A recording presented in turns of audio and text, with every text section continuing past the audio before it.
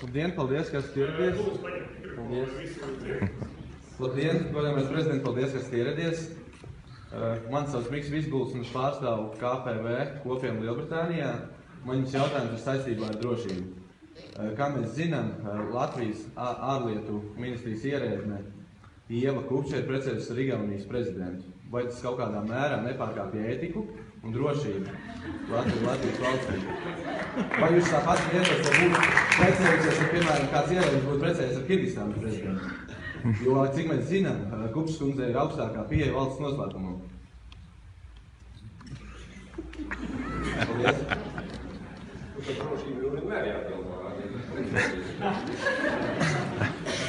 Bet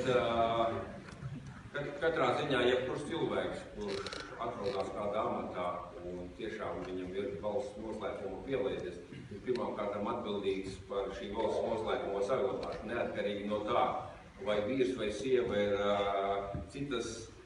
no citas valsts vai citas pilsonības vai kā savādāk, jo tāpēc jau mēs katrs esam atbildīgi par to darbu, ko mēs darām. Un līdz ar to, teiksim, šajā gadījumā es nedomāju, ka tas būtu kaut kāds apdraudējums Latvijas valstī, ka viena Latvijas lēdija ir atradusi kungu Igaunijā un izveidojuši ģimeni, jo kā mēs redzam, ka šeit arī ir, teiksim, šajā zālē šādas ģimenes, kur dzīvo kopā cilvēki no dažādām valstīm. Bet nebija jau jautājums par to, kad apprecēsies citas valsts prezidents, kuram arī pielaid. Valsts mērā. Vienam tomēr jautājums. Jā, es jums došu vārdu. Tāpēc jau es saku, ka katrs cilvēks, kurš atrodas atbildīgos amatos, kas ir saistīti ar valsts noslēpumu, šos noslēpumus glabā. Vismaz ir jāglabā.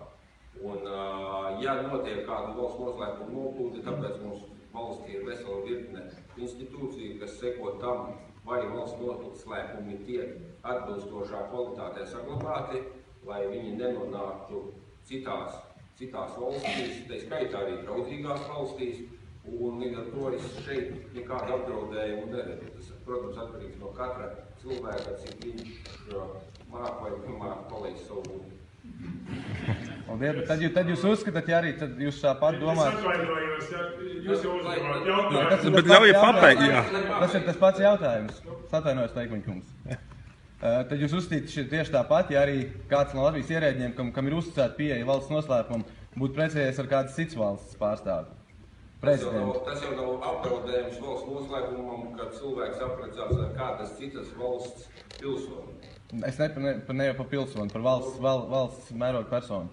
Bet tam jau nav starpības. Nevajag izdalīt to, ja precās ne jau ar konkrētās valsts prezidentu, bet konkrēti precās ar Igaunijas pilsoni. Paldies jums.